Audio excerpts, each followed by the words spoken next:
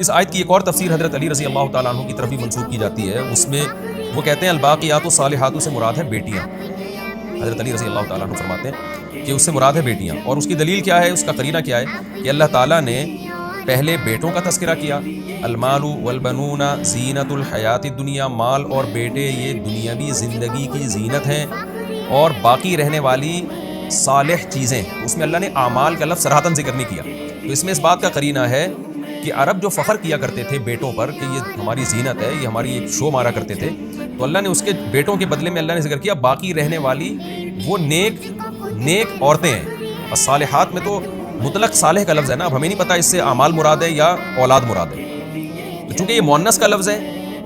تو اس لیے اس سے میں اس بات کا واضح قرینہ موجود ہے کہ اس سے بیٹیاں مراد ہو سکتی ہیں، کیونکہ بیٹوں کے مقابلے میں ان کو ذکر کیا جا رہا ہے۔ تو اللہ نے ان بیٹیوں کا تذکرہ اشارتاً کیا کہ اصل جو چیز ہے وہ باقی رہنے والی بیٹیاں ہیں۔ کیا مطلب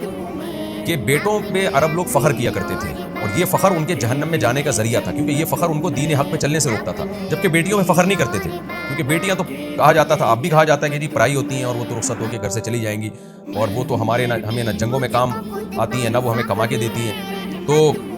جبکہ رسول اللہ صلی اللہ علیہ وسلم نے اس کے مقابلے میں کیا فرمایا، جس نے 3 بیٹیوں کی کفالت کی میں اس کے لیے جنت کی ضمانت لیتا ہوں، جبکہ ایسی ضمانت آپ صلی اللہ علیہ وسلم نے بیٹوں کی کفالت پہ نہیں دی۔ وجہ کیا ہے کہ یہ تو صرف اللہ کی مخلوق سمجھ کے آپ ان کو پال رہے ہو، ان سے آپ کا کوئی دنیاوی مفاد تو ہے نہیں، اس لیے اللہ نے فرمایا کہ جس اولاد کو تم دنیا کی زینت سمجھتے ہو وہ صرف دنیا کی حد تک کی زینت ہے، تو اصل تو وہ بیٹیاں ہیں جو باقی رہنے والی ہیں۔ باقی کا مطلب کیا ہے، جن کے اثرات ہمیشہ باقی رہیں گے، جن کی جو رحمتیں ہیں ان کو پالنے کی وجہ سے جو تمہیں جو نیکیاں ملیں گی وہ ہمیشہ باقی رہیں گی۔ تو یہ بھی بہرحال ایک تفسیر کی گئی ہے، اور خوب سمجھ لیں جب مفسرین سے یا صحابہ تابعین سے اس قسم کی تفسیریں منقول ہوتی ہیں تو اس تفسیر کا مطلب یہ ہوتا ہے کہ الباقیات الصالحات کا ایک مصداق یہ بھی ہے، تو وہ تفسیر اس تفسیر کے اپوزٹ نہیں ہوتی جو جمہور نے کی ہے۔ تو حضرت علی رضی اللہ تعالیٰ عنہ کی اس تفسیر کو ہم اگر لے لیں تو اس کا مطلب یہ ہوگا، جو میری ایک رائے ہے وہ یہ ہوگا کہ والباقیات الصالحات کا اصل مفہوم تو یہی ہے کہ نیک اعمال، لیکن بیٹیاں بھی اس نیک اعمال میں داخل ہیں، ان کو پالنا، اور بیٹیاں اس موقع پر اس نیک اعمال کا سب سے پہلا مصداق ہے۔ یعنی یہاں قرآن مجید میں الباقیات الصالحات سے مراد نیک اعمال ہی ہیں، لیکن ان نیک اعمال میں یہاں سب سے پہلا نمبر جس کو قرآن جس کی طرف اشارہ دے رہا ہے وہ ہے بیٹیوں کو پالنا۔ اس طرح سے دونوں تفسیروں میں تطبیق ہو جائے گی، کیونکہ بیٹوں کے مقابلے میں ذکر کیا جا رہا ہے اور مؤنث کے صیغے اس کے لیے استعمال کیے جا رہے ہیں۔ یعنی قرآن یوں بھی تو کہہ سکتا تھا نا العمل الصالح، نیک عمل، تو لیکن قرآن نے الباقیات الصالحات کا تذکرہ کیا۔ آگے قرآن کہتا ہے، اچھا اس آیت سے علماء نے استدلال پردے پر بھی استدلال کیا ہے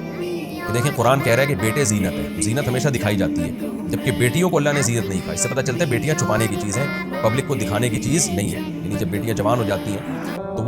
وہ چھپانے کی چیز ہے، گھر کی 4 دیواری میں یا کہیں بھی جانا ہو تو پردے کے ساتھ جائیں۔ تو بیٹے ہیں جو زینت کا ذریعہ بنتے ہیں، دنیاوی زینت، آخرت میں تو ظاہر ہے وہ بیٹیوں کو پالنے کے فضائل اسلام میں زیادہ ہیں، لیکن دنیاوی زینت کے اعتبار سے زینت اسی چیز کو کہا جاتا ہے نا جو نمایاں کی جاتی ہے۔ تو اس میں اللہ نے یہ مانا ہے کہ بیٹے دنیا کی زینت ہیں، وہ اس کا انکار تو نہیں کیا اللہ تعالیٰ نے، انکار اس بات کا کیا ہے کہ زینت پر فخر نہ کرو اور اللہ سے غافل ہو۔ اس سے بھی پتہ چلتا ہے کہ بیٹے تو دکھائے جائیں گے اور ان کو آپ لے کے جائیں،